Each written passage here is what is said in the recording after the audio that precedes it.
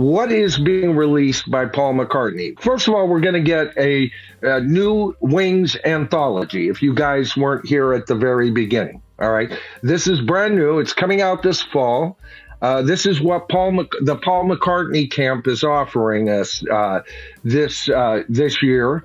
And as I said in my opening, what we're not getting is either a remixed and remastered London Town or Back to the Egg, because those haven't been finished as almost promised by Paul, right? Instead, we're going back to this. This isn't the first time that Paul's gone down this line. There's Wings' Greatest, right? What was it? Paul McCartney's Greatest or Best? I forgot what that album was called. You got No More Lonely Nights on it and everything. And then later on, you had Wingspan, right? And now what we're getting is Wings. That's the name of the album, by the way, or the anthology, right?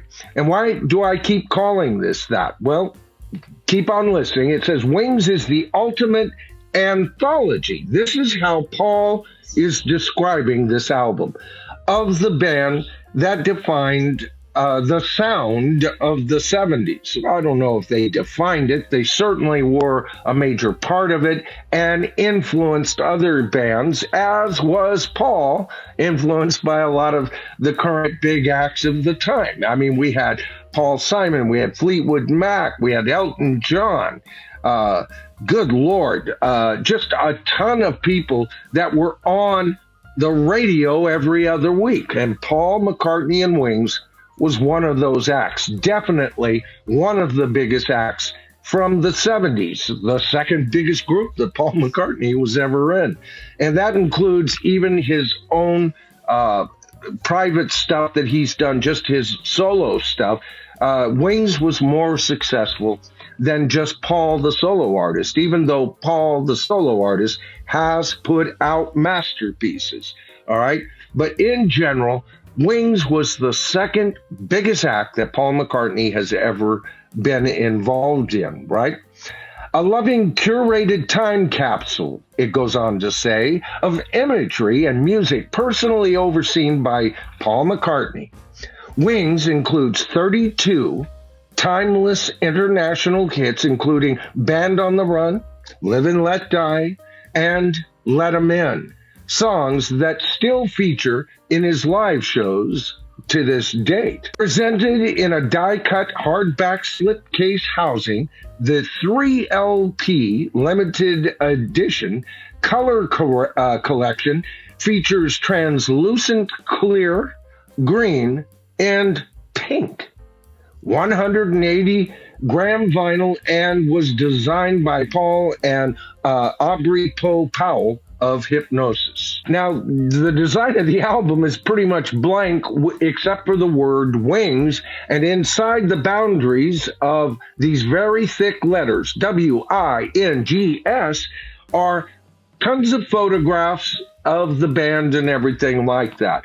I'm not all that impressed. It certainly doesn't look that great on your average iPad or computer screen unless you blow it way up, and maybe at 12 inches, the damn thing would be more impressive. But I'm not all that impressed.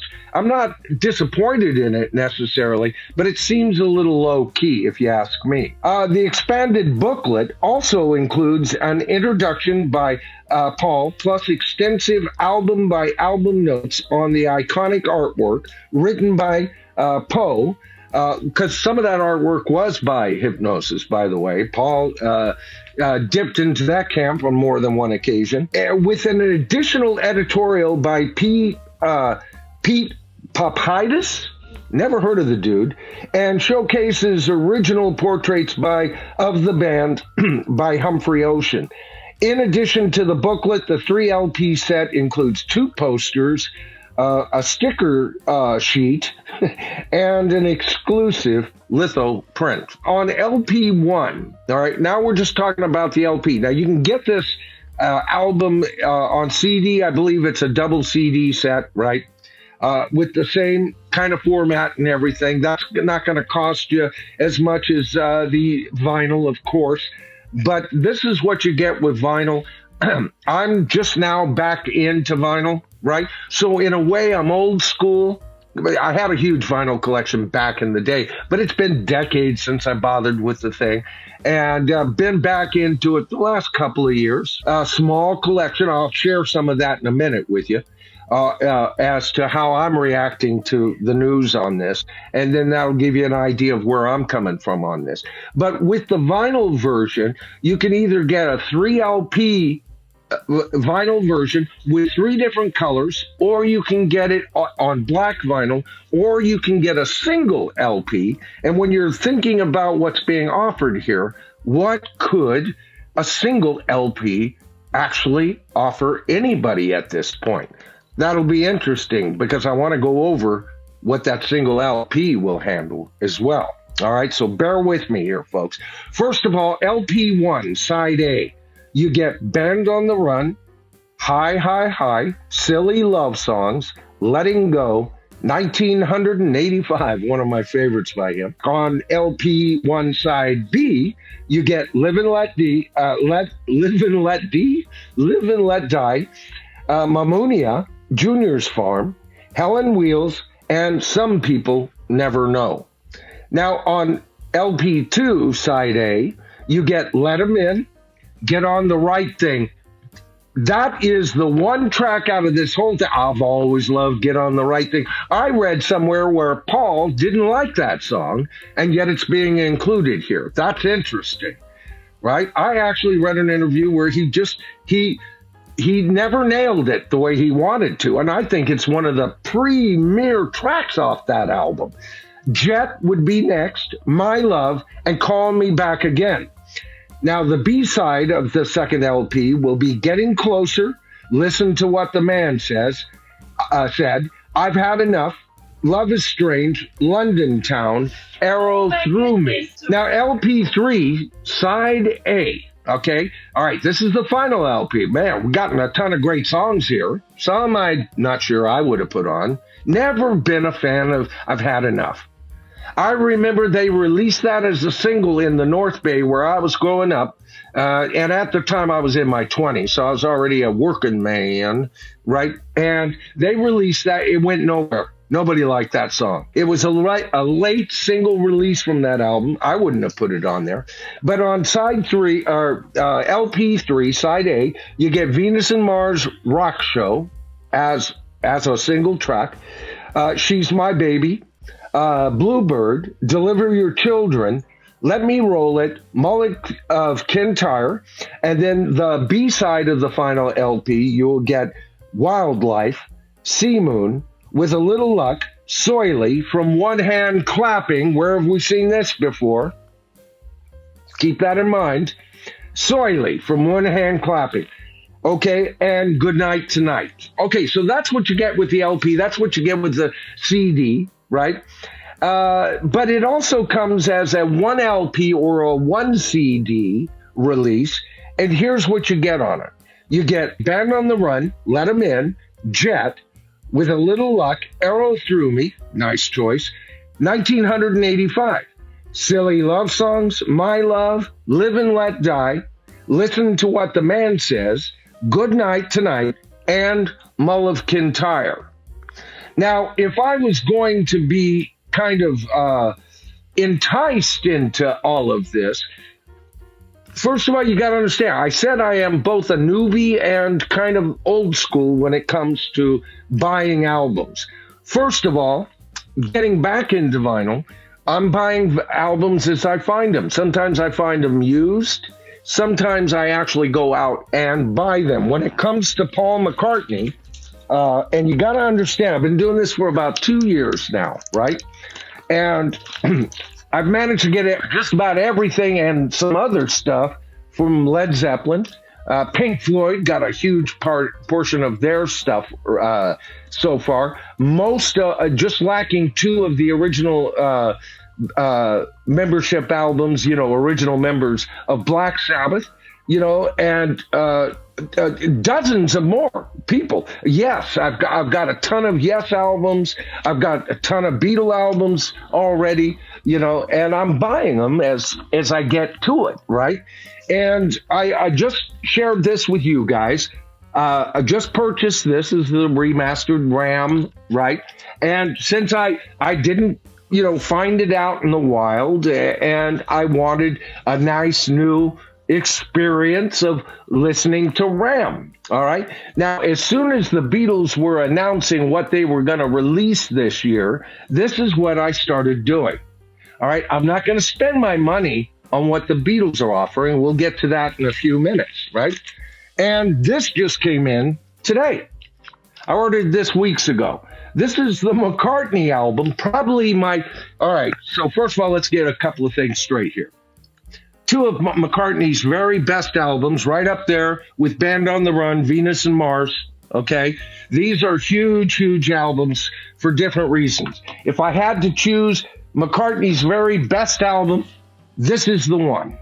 All right, this is the one that I would put up against All Things Must Pass and John Lennon's Plastic Ono Band album. That's what I think is George Harrison and John Lennon's best albums. This is the one I would put up against that, not Band on the Run, right? And if there is an album I truly love, I always turn to this. I always go, that's stupid, man. They put the front cover and they got the names of the songs on it. I never saw this as the front cover, right?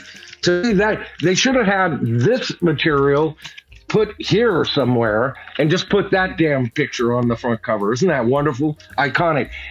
If there is one album, and you're going, you just got this, Michael? If there is one album in rock and roll that tugs at my heartstrings, there's only one other album that does it quite like this, and that would be Led Zeppelin's very first album. Neither one of them I would rank as his very best, but this is one of his four best, and I'll defend it till the day I die. Now, Venus and Mars. I just bought this, all right? The 50th anniversary, there was a lot. Remember, I was saying, I don't know if I'm going to get, I don't know. Why would I get this? Yeah, And the main reason was because of me catching it in the wild.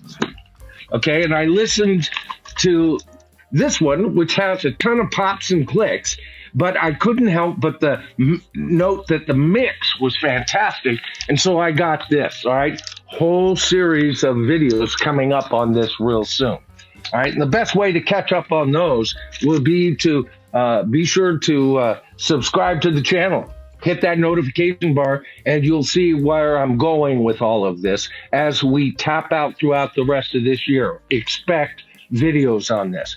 All right, next up, I bought One Hand Clapping. To me, I needed an album with Jeff Britton at the helm on drums, and I've always wanted this on album. This is like Pink Floyd at Pompeii. This is the album we should have always gotten right from the beginning. I am so glad I got it. Then we got, of course, last year I bought this, Band on the Run, 50th anniversary, right? You got the Unadorned tracks. That's worth the buy. So it's not like I'm not buying brand new albums by these guys, but I do buy the used albums from Paul when I see him out in the wild until I can get the whole collection.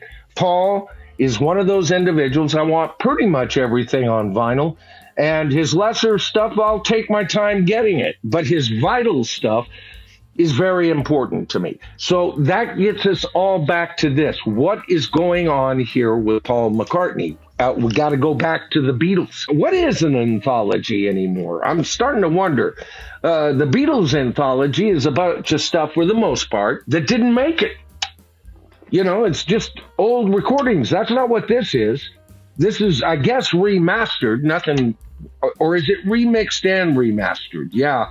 And that might be worth it for people waiting for the couple of cuts that they're covering from London town and back to the egg.